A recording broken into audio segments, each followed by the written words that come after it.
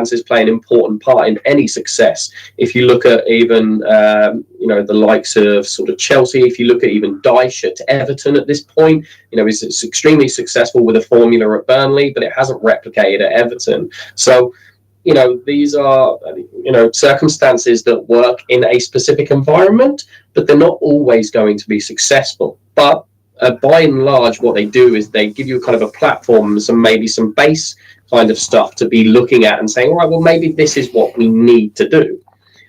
So that would be my opinion on it. So that's fascinating. So you're talking about kind of similar football clubs, similar personnel, same manager. You say there is, but it worked in one environment, but it didn't work in another. How come? So I guess there's numerous aspects to that. There's the whole infrastructure about behind the club. There's the fan base and the expectations of perhaps what you're supposed to be doing and who you are. There's probably a full culture and an identity that at Burnley everybody would have bought in on, which is an important aspect. And probably at Everton you haven't got that. There's a few more egos. There's not quite the same kind of team culture, the same team passion to play in that way. Right, so not everybody's bought into it, and I think that's probably one of the biggest problems. So when you say, obviously, the manager, therefore, and I had this debate with some MSCs recently about, is Jurgen Klopp's job to motivate Liverpool, and everyone said yes, and my viewpoint is no. His job is to employ talent, and talent should motivate itself. But what you're saying is that talent hadn't aligned to the vision and strategy of the manager, and consequently weren't on the bus. Yeah, and you see that more and more in the top level of elite sports nowadays in any team. I mean, if we take Arsenal, for example, look at when Arteta came in, he's got rid of Ozil.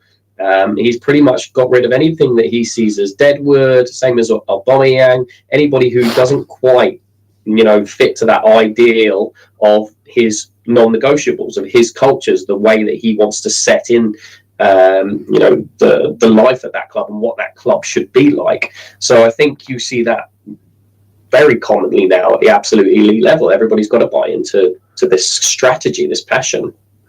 Well, that's absolutely fascinating because, again, as we'll unpack this as we go through each episode, but actually, if we look about what a football manager, and maybe it translates into sales, football manager's key job is to figure out who not to hire because it might damage that culture, or as you say, who to let go because they don't want to be there. And if the culture isn't strong enough, one character can completely and utterly derail the entire season, for want of a better way, or the entire year.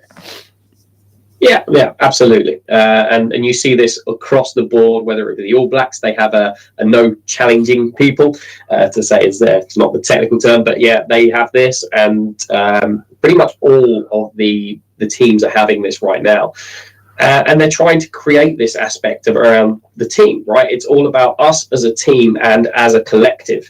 And another example of that, how managers are now really strong on this, is if you look at Pep Guardiola and Thierry Henry, when Thierry Henry signed for Barca, there was a famous instance that Henry has discussed about in the Champions League at Sporting. He wasn't doing so well on the left, so what he did is he switched wings and he went and scored. And then Pep took him off at half-time and basically said, you're not doing what I need to do. I need you to, for the team, to be successful in the long run, be successful more consistently. So that was quite of a bold move, but one that Henry then bought into. So I think that's, again, interesting thing. So kind of what you were saying is potentially if he'd have stayed on the wing that he was allocated or asked to play on that position, the team would have scored more, but actually he went to go and fix his desire to make something happen. So there's obviously kind of a lot of things that vary in football. So not necessarily would they have scored more, but what Pep is trying to install in all of his teams is that everybody has their part to play and you must play that role. And if you don't play that role, then in the long run, actually what you do, then the team is out of shape. We don't perform as well as a unit. I think of that in sales as an organization, as a sales team. We don't perform as well if you're kind of going a little bit rogue and not doing what we need to do, for our strategy. Yeah, I think that is. It'd be great to pull Adam back in if we can to get his view on that, and sort of like what you hear Adam, the balance of a team. What's your view about getting it right? You're on mute, Adam. Thank you. Schoolboy error. You think I would have learnt by now? Yeah, I mean, I profess to be largely ignorant about football as a sport, but one of the things that I did notice from watching the Beckham documentary was that actually that theory isn't necessarily always true. So he's a great example of somebody that when he had the fire in his belly, when he was brought on halfway through a match and he felt he had something to prove, he put the ball in the back of the net and the whole team rallied around him. And he obviously was one of the rock stars at Manchester United, although, having said that, it was a very strong team at the point that he was there. So there were many stars within the team. But then he went to Real Madrid, and they hadn't won the league for some time, and they won the league when he was there. Then he went to AC Milan, and they won the league when he was there. And then he went to Galaxy, and they won the league. And then he went to Paris Saint-Germain, and they won the league. And actually, that's absolutely, I get that the team is a team and it should be a cohesive unit. But equally, sometimes you do need a rock star in the team. You need somebody who's on the pitch and able to inspire the people around them. And I guess the same is true of every organisation. If you're my manager, you are very inspirational, and you're giving instructions, and I can follow those instructions.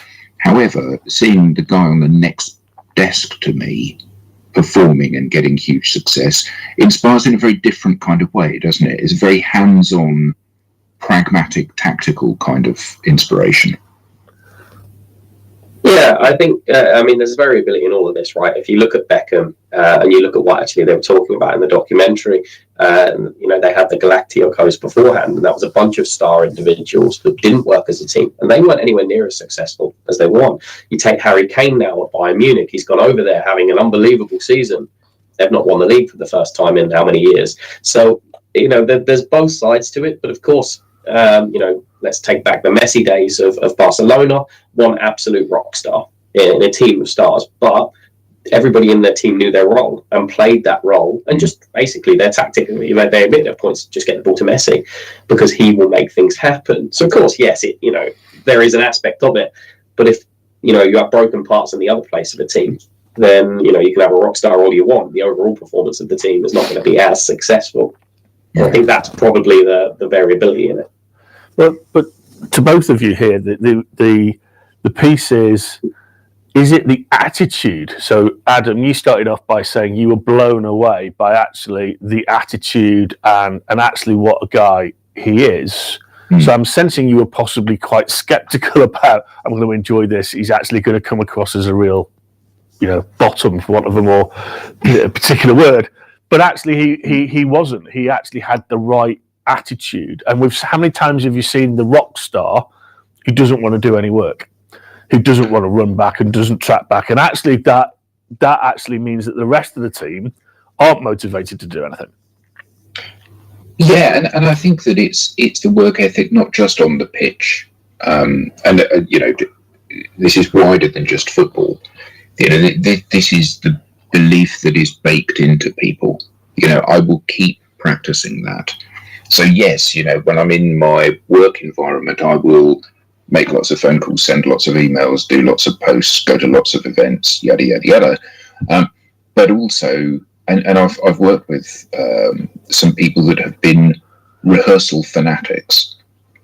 We are not going to go and see this client unless we rehearse this pitch that we're about to deliver.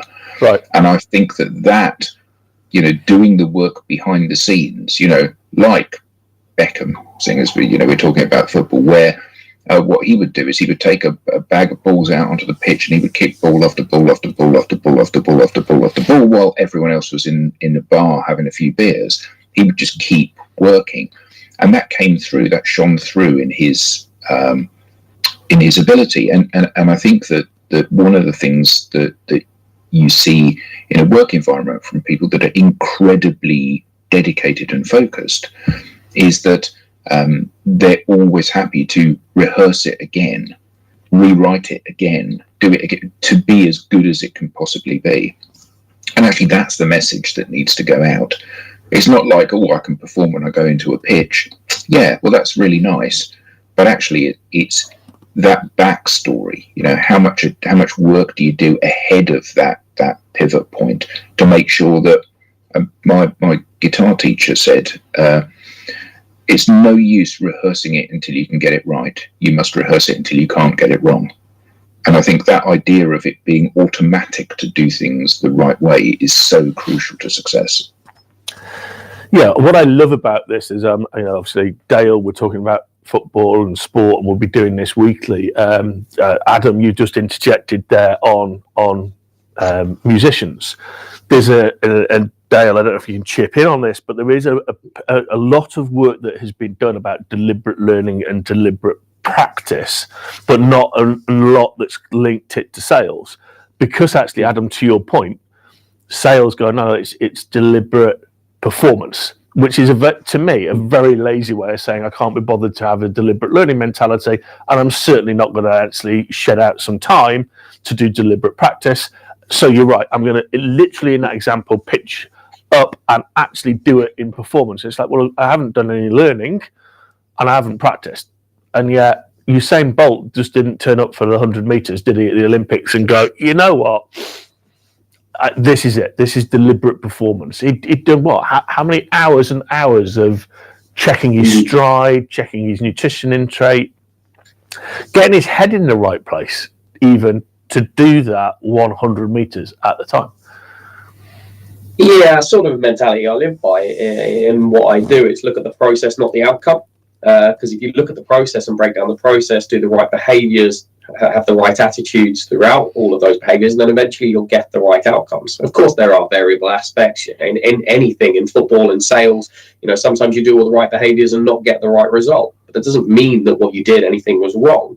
So again, it's kind of that practice, preventing yourself from sort of, you know, from the failing or giving yourself the best chance to succeed. So I think that's, you know, it goes without saying, you know, if you fail to prepare to fail, right? That's always been the case, and that probably will always be the case. But then you've also got to think, oh, okay, what I'm doing is working now, but will it work down the future? And that's that kind of innovation in what is the sales process and sort of maybe the methods that you would have to use over the long term. How can you keep what is working, but what needs to evolve? And I think that's also really important to consider in any field of work or sport or music, anything really. I had this horrible vision then that what I was actually going to say is, yes, that's exactly how I do my 100 meters practice. And I had this vision of you in Lycra stretching, you know, and making sure you'd eaten your banana and your chicken breast without skin on. Yeah. That was pretty as it used to be. Yeah, great comment here from Alex, 100% Adam. So some of the best people I've had the pleasure of working with are musicians. He didn't mean you, by the way, Adam, on that one. He said some of the best people are musicians as well. So I don't think that was a direct compliment. Yeah, I'm aware of that. But I think one of the interesting things that Dayle said then about practice and breaking down the process, because you can control the outcome as much as you possibly can. I think the really important thing is that you can only prepare the things that are within your control. So you can do your rehearsals, you can do your practice, you can do your training, you can keep doing that until you can control everything that you can control. When you go out into the wild, whether that's a pitch or a sales interaction or a football match, there are things that are out of your control. There are other people involved and you cannot legislate for how they're going to behave. But what you can do is you can load the deck in your favor. You know, so if you think about your sales strategy and sales outcomes, if you have rehearsed something until you are slick and polished and articulate, is that likely to give you a better outcome than when you wing it? The answer is, of course, yes. Does that mean that every time you pitch you're going to win? Of course it doesn't, because the person who's on the recipient of this, they may not like you, they may not like your offer, they may not like your price, they may not like your company, and you can't legislate for that. But what you can legislate for is that you do your bit as well as you can possibly do it. And I think that idea that I'm going to control the things I can control, it just means that you're maximizing the chance that you're going to get the outcome that you want. Yeah, but I think actually though, I'd expand that a little bit. You can prepare for being out of control. What are the scenarios that could go wrong, and how do you plan to get that back on track? And actually, looking at somebody who's arguing for sport, and this is what we're going to talk about, and then actually yourself for musicians. The actual third one is the aviation industry, who do a huge amount of practice and deliberate learning. A pilot spends lots of time reading the black box simulations and the reports as to what went wrong for other pilots, and also a huge amount of time in a simulator. So we're actually unpicking, looking at Dayle, sport, unpicking from your perspective, music, both well reversed in terms of deliberate learning, and practice. Chess is another one. How many hours do chess players work constantly preparing their game? I see Dayle nodding there, yeah. Yeah, of course. And you're also looking at, who are your competitors, whether you're opposition. Look at Arsenal and the way they played against Man City at the weekend. They play a different strategy to get the result. So, know who your competitors are, know how they're going to be kind of working and trying to counter you as well. Perhaps know your buyers and know what your buyers maybe want. They may have specific behaviors or specific preferences. So the more homework you do, the more you can prepare for those situations. Yes, always the element of outside of your control. But again, preparation. The more you do and the more you're kind of open to understanding kind of, that what you do has to adapt, the more you're going to be successful. No, I certainly think jumping on the back of Van Halen while strangling him is a very different strategy to play in defence there. I thought it was brilliant, yeah. It goes both ways in football. Yeah. I mean, when Pep has to run onto the pitch in his kind of like boxing umpire kind of kit and separate both of them at the 95th minute, you kind of go, maybe that was a bit full on in the old penalty box there. Yeah, but at the same time as well, they were smiling and laughing straight after. So, there's the emotion of the pitch. And I imagine there's a lot of emotion as well in any sales negotiation, especially if it's a big one for you. There's a lot of money on the line. And it's about, keeping that cool head, not making a basic mistake, right? So as much as Gabriel might have been doing stuff in the penalty box, he didn't go overboard where it caused a mistake that would be detrimental to the problem. So, fine line. Very fine line indeed. Well, we're coming to the end of this episode, and what we're actually looking to do, and we'll be doing it next week as well, is this will become a bit of a side track now, where we'll be doing something every week, Dayle and I, to discuss more specifically one or two aspects of what sales can either teach sport or learn from sport. So, what's your vision about what we'll be looking at going forward? There's so many areas from the management side and kind of how you can adapt your team, how you can adapt your style to an individual. We can talk about infrastructure and how infrastructure will aid success, which you can see a lot in sport, the likes of Chelsea, Everton, Burnley, all big examples. Training and culture, I think, are two real aspects that are really important. We consistently think about performance and how we drive performance, but perhaps, maybe not as much the process, even in feedback, the feedback that you're getting, allowing an open and transparent culture. You've got the mental health side of things and the drawbacks of performance.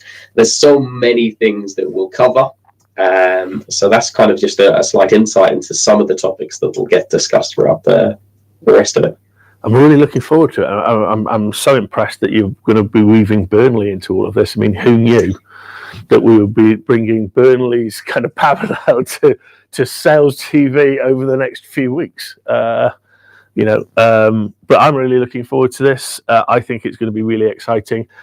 Join next week, everybody, because actually we're going to be starting another set of episodes, hosting it here in the studio first around sales transformation with Dr. Grant Van Ulrich, and Alex will be co-hosting that, and therefore we'll have 3 or 4 different streams of things coming. So we'll have sport with Dayle and I, we'll have transformation, a bit more of a documentary, we'll have the general lovely coffee kind of and biscuits conversations here as well at the studio every week, and then obviously the later edition hosted out of Boston. So a lot more coming. So this continues to be that massively great, safe, unbiased space for sales, for you to know everything about sales, the issues of today, what's breaking, what's more tried.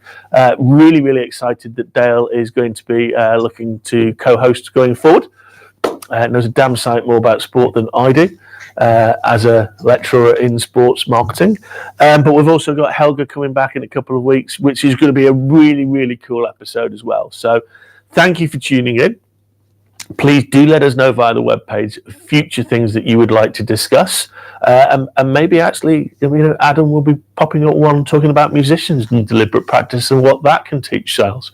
So, last word from you, Adam, and last word from you, Dayle, before we go.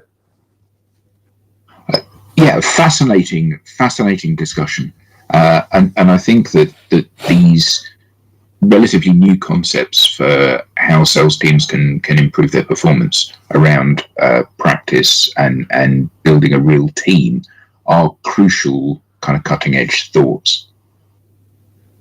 Agreed. Dayle closes out. And for me, I think the exciting thing is when you think about everyone's own experience of sport, it brings out a lot of emotion, and trying to strip that back and really understand what's going on behind the scenes and how that influences sort of not just performance but many other outcomes, and really looking at the process behind it. I think that's going to be the exciting thing out of this. Cool. Well, lovely to kick this off with you, Dayle. Look forward to working with you on many aspects going forward. And all I'd say is thanks to everybody here in the studio. Thanks for Robin. Great work hosting us again. And I wish you all a great post-Easter week, and we'll look forward to seeing you soon. Bye-bye.